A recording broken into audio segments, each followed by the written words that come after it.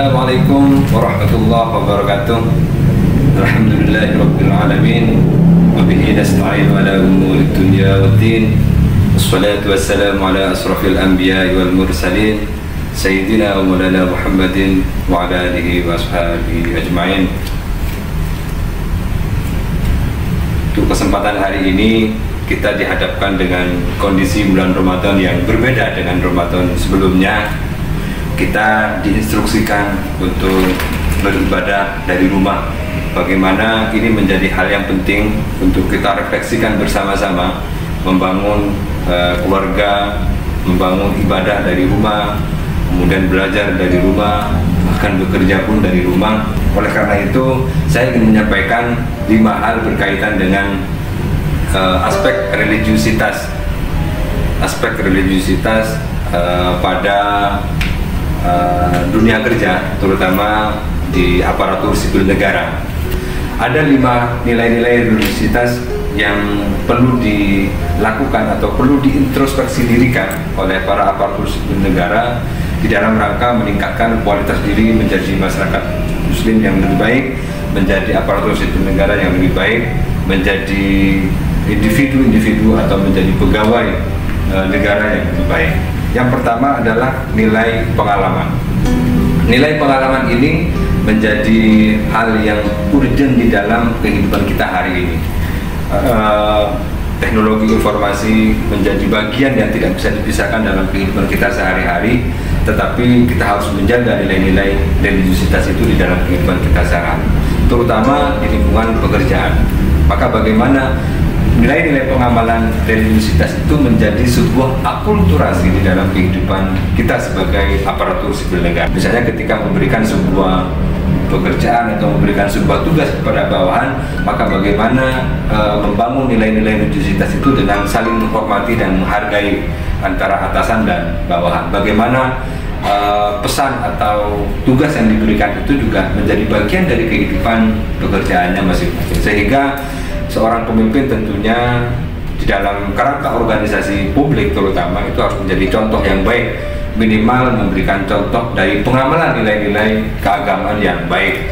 Terutama hari ini di bulan Ramadan ini kita tentunya harus memberikan uswatun hasanah kepada bawahan di dalam rangka untuk mendorong mereka untuk terus bisa berbuat baik dan menjadi lebih baik, karena ada sebuah pengaruh yang baik antara nilai pekerjaan yang positif dengan nilai-nilai religiusitas yang baik. Itu akan mendorong individu atau pegawai itu untuk menjadi lebih baik, untuk menjadi lebih berkualitas, untuk menjadi lebih bersinergi, untuk lebih meningkatkan aspek kinerjanya. Yang kedua adalah nilai intelektual. Bagaimana nilai-nilai pemahaman agama itu menjadi penting di dalam lingkungan organisasi kita, karena kehidupan kita itu dicerminkan dari nilai-nilai religiusitas kita.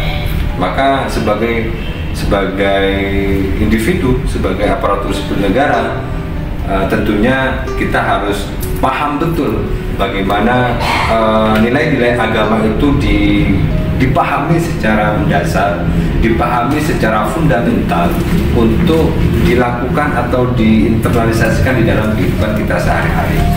Jadi menyandingkan antara intelektualitas kemampuan kita atau keilmuan kita dengan intelektualitas keagamaan kita, sehingga menyandingkan itu menjadi sebuah bagian yang perlu dilakukan.